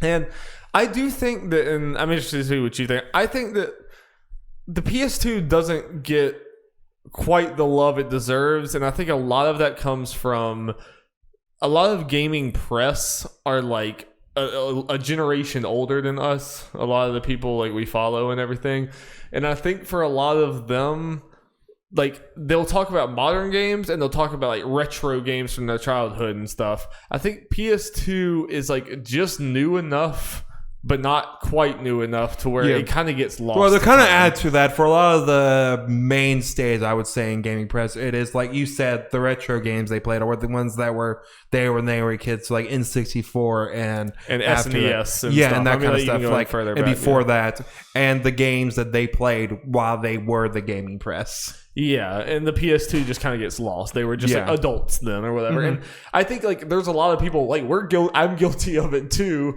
where there's certain things that I don't think about being as long ago as they are, but time sucks and they are. I think a lot of people don't realize that the PS2 for me and your generation, I mean, you got into the PS2 less, but you were more GameCube. It's kind of the equivalent for Nintendo. For our generation, that is our retro games. That is the games that I look back on. Like the N64 and especially the SNES, and a lot of those, for me especially, were like things that I went back to and saw in the past.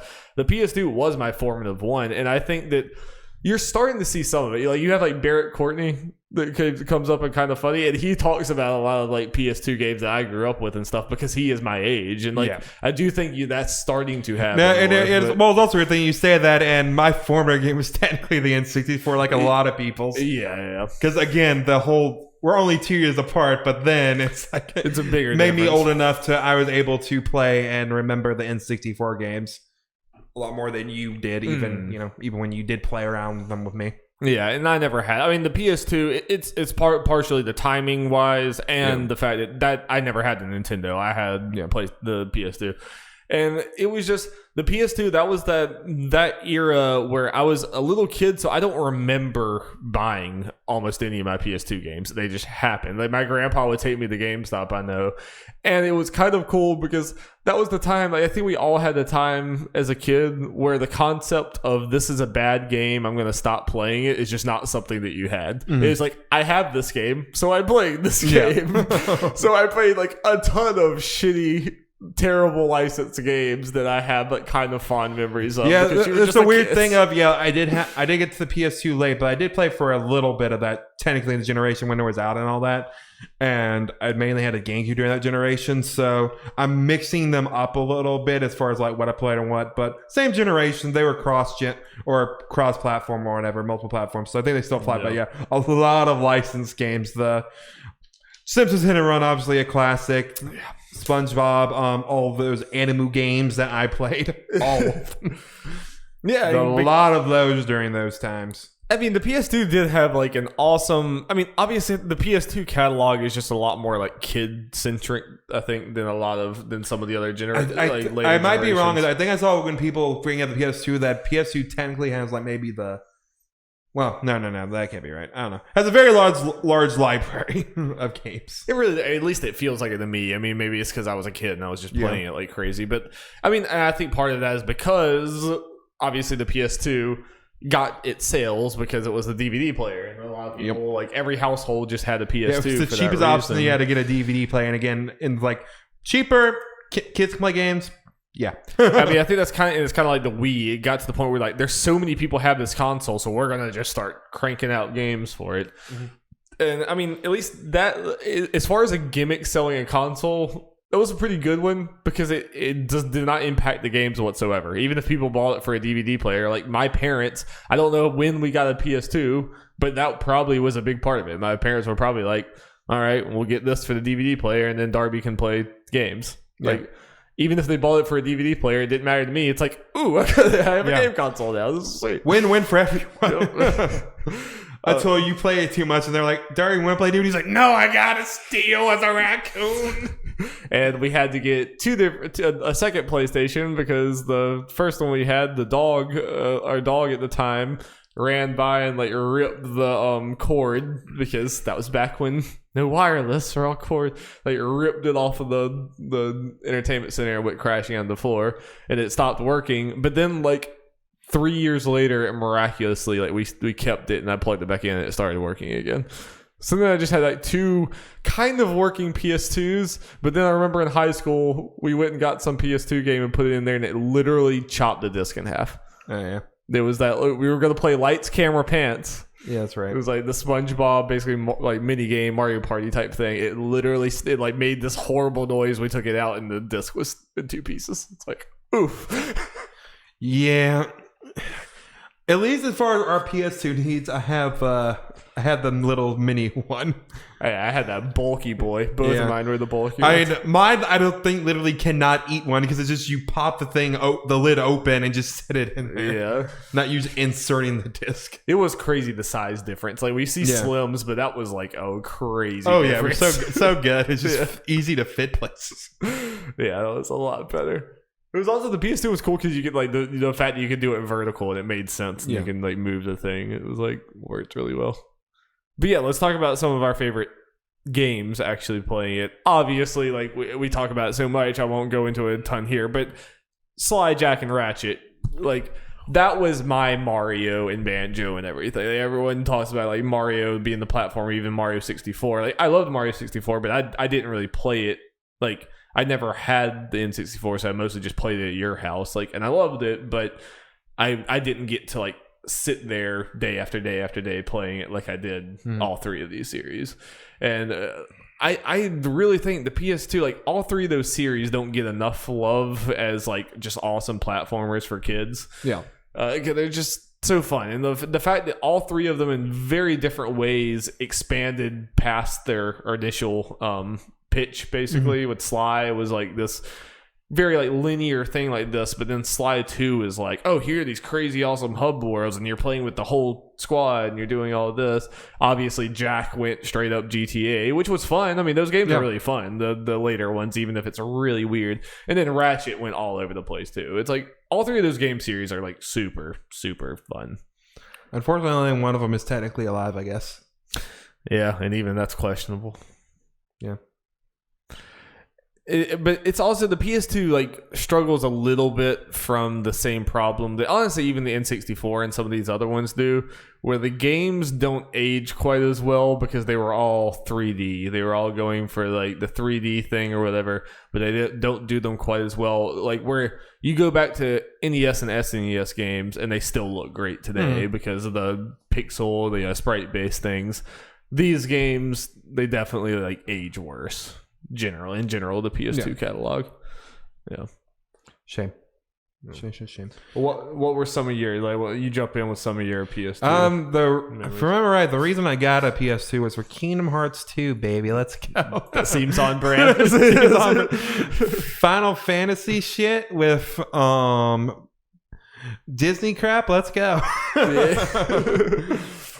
Yeah. And you also, I'm sure, Final Fantasy X was also part of somewhere in here. I'm sure that was later, but it was one of your. That does make me question. It makes me think I had access to a PS2 earlier or something than that.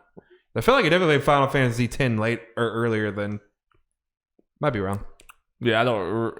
How early in the life cycle was Final Fantasy X? I honestly don't even know. Very early. I think it was like 2001 or something. It was like immediately. Yeah.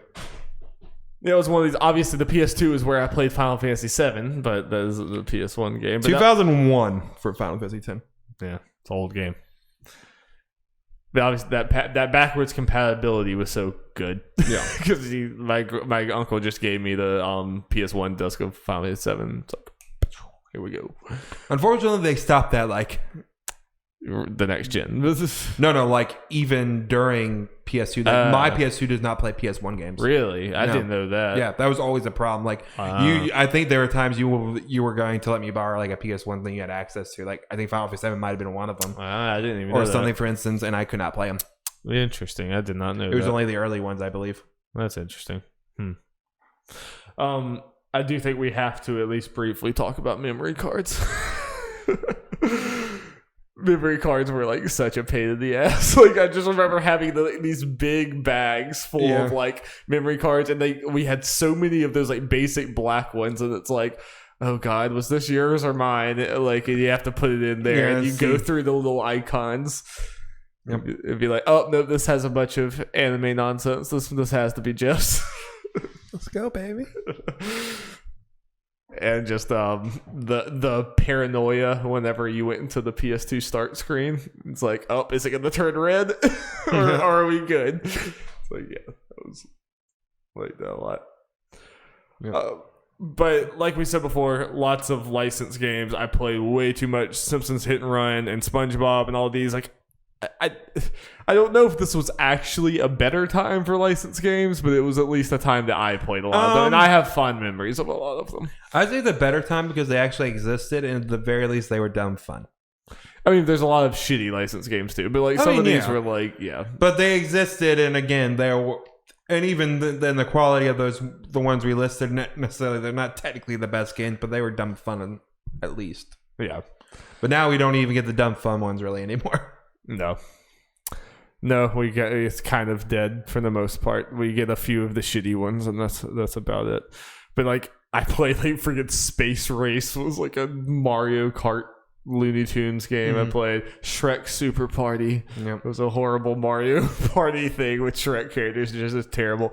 Obviously, all the Tony Hawk games. Like, I played the SSX games. Like, I love those. But again, don't know how I got them, but they were just like a lot of fun with the crazy like snowboarding nonsense and then like JRPGs. But that was more of yours, so I'm sure like. So many fucking JRPGs. A lot of them I can't remember. But the big ones for me, I named them on here. Obviously, Kingdom Hearts 2. That was a big one for me. The Final Fantasy games 10 and 12. Yeah. On these, the Dot Hack series was a big one.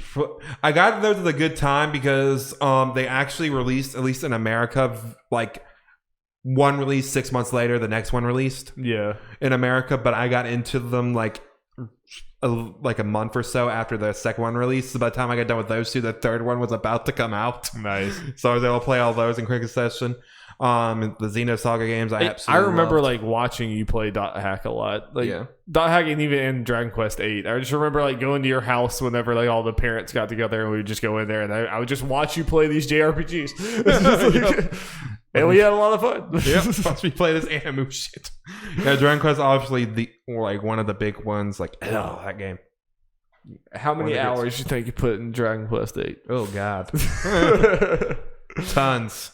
It bums me out because back then, my parents would buy me games, but I got to a point where I understand it that they wanted me to except for certain occasions, if I'm going to get a game and pay for myself, so I had to sell a bunch of my games.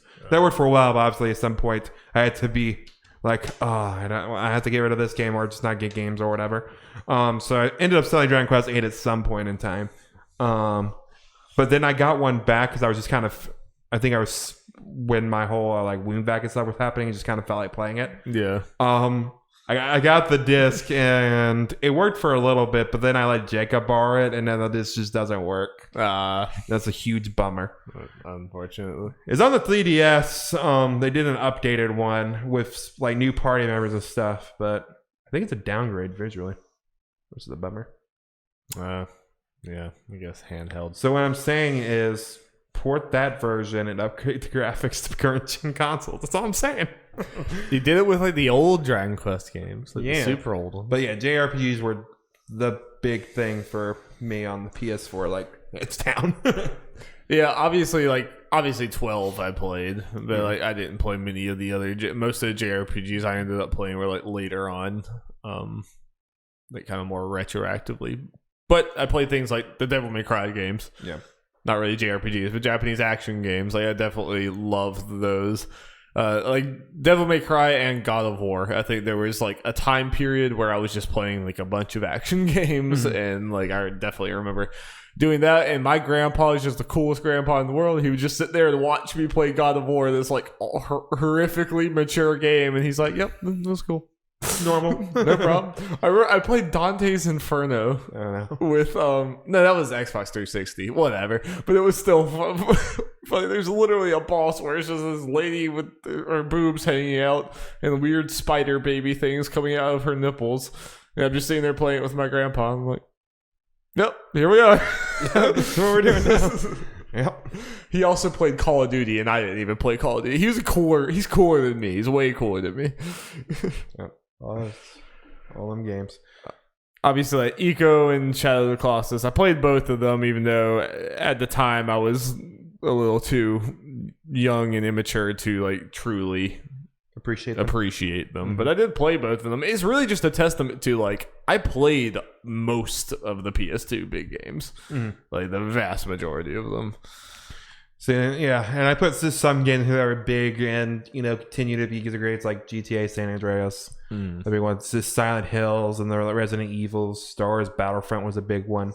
Played lots of Star Wars Battlefront, Star Wars Battlefront 2. Those are very fun games, especially for the time. Yeah. I know that was the big time for us where we actually played sports games. Yes, yeah. And I mean, some of those Madden games are like super fun. I remember having a lot of baseball games too, a lot of the MLB games that I played.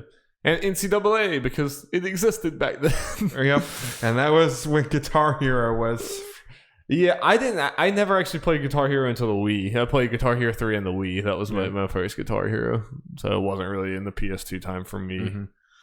But yeah, there's other ones you have, like Psychonauts, obviously you didn't get to until now. Yeah, I gotta put that there as like the Okami. I had Psychonauts and I had Beyond Good and Evils. Like those big games, but they're kind of more like cult classic type things where they are beloved games. Yeah. But it gives much love as a lot of these other ones as great. Okami gets more love than the other two, I'd say, but yeah, at this point. But and Persona 4, even though I think Persona 4 Golden is definitely when it kind of took off, but yeah, but still, that was like a 2008 game on the PS2, I think, something like that. Pretty very late. I mean, the Persona 5 still released on the PS3, so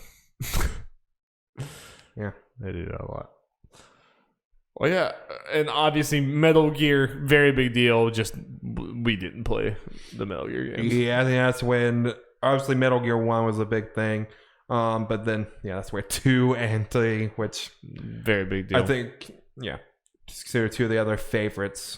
Yeah. I mean, really, like the PS2 has a pretty stacked library. I really do think that like. I think there's a lot of things about the PS2 that don't age quite as well, and I know that like I think the as far as like quality, just like objective, like critical or not objective, but critical, like just analyzing these games, I don't think they stand up to like the true greats of the SNES or even some of the N64 and stuff. Like I'll concede that. But I think the PS2 definitely gets forgotten too much. I think there's a lot of like awesome gems. If only Ed Conker's Bad Fur Day, I'm just saying. That's really what it was missing. Yeah, I just have lots of very fond memories of the PS2. Like I don't know. I mean, it's one of my favorite generations. Partially just being a kid there, but like there's just the sheer quantity of cool stuff, and it was a very good generation to be a kid for. Because there's cool adult stuff like GTA and God of War and all these, but there was a lot of like awesome series for kids. Like it got us into playing long ass JRPGs on our PS2.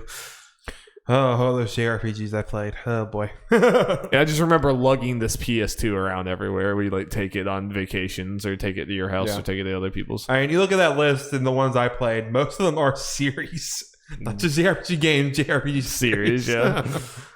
Did you play any Tales game back then? Oh wait, was that Abyss? Yes, Abyss would have been there. Oh baby, what are we doing, babe? Yeah, Tales of Abyss was a big one. Yeah, I think that was my first one. Yeah, Tales of Abyss was my first Tales game. I think I remember you saying that. Yeah. So the start of Tales too. Start of Tales. I mean, it started a lot of things. A lot of things. I mean, Final Fantasy, Kingdom Hearts. It was just like Xeno for me, Dragon Quest. Yeah. Freaking, you remember the multi-tap? You literally had to put this like big block thing in there. I didn't have to deal with that much. I think there was sometimes when we messed around with it, but yeah, I mean, it was always. I didn't have one of my own. It was always in my house when we all came. It wasn't like super often, but I definitely remember. I don't remember exactly what we were playing, but I definitely remember there. Yeah, I'm looking at his hand like, what did we play? I know that we busted it out for things. Oh yeah, definitely. Pretty sure we busted it out for like lights, camera, pants at times, and there was definitely some other things that we did. We can talk about one of the greats, Spider-Man 2. It hasn't been surpassed, I played those games. I don't think they're quite as good as everyone remembers, but neither are a lot of these games. It's just, but I definitely played them. And I know I played some GTA games. I don't know if it was San Andreas or not. I know I played some, but that's the big one. Like, it wasn't like a big. Like big I said, thing Silent Hill was a big thing. Resident Evil 4 was on there. Yeah, Even though that's cool stuff. I think it was originally on GameCube first. Yeah, I think that's right. Crazy. Well, cool console. So happy birthday! A little bit late now. PS2. We have not forgotten you here at Nerds at Large. We pray to the altar of you every day in the background. Yeah, with the one. But it's the most important one. This is at least a I'm about to series say, that that's a started. series that was around back then. So. Yeah. I guess close. We're just pointing at things, saying close and close, and there's an audio. Screw them, whatever. They're not here to appreciate Banjo holding up Nintendo just like in the 90s. And thank you guys so much for watching / listening to the Nerds at Large Gaming Podcast. We had a good time. I had a good time. I don't know if Jeff did, but I did. Look forward to next week where we would, I assume, have Ori impressions. Hoo-wee! Yeah, it comes out on Wednesday. And Super hopefully RE2 impressions too. Yep. And hopefully if I can get over to my sisters, I'll have Control Beat because I'm at the freaking end of the game. But most importantly, Ori. Man, I keep forgetting that game's coming out because the cloud of Final Fantasy VII just distracts me from everything. But yeah, super excited. So look forward to that. Jeff, as we leave this podcast, can you please just stand up and show people your shirt? Because like as we leave, because it's just too glorious not to witness. It is a space sloth. See, if you're listening on the audio podcast, you got to at least come for the video just for that. I mean, you can skip to the end. The almighty Canadian space sloth. All right, thank you guys so much. Bye. Bye.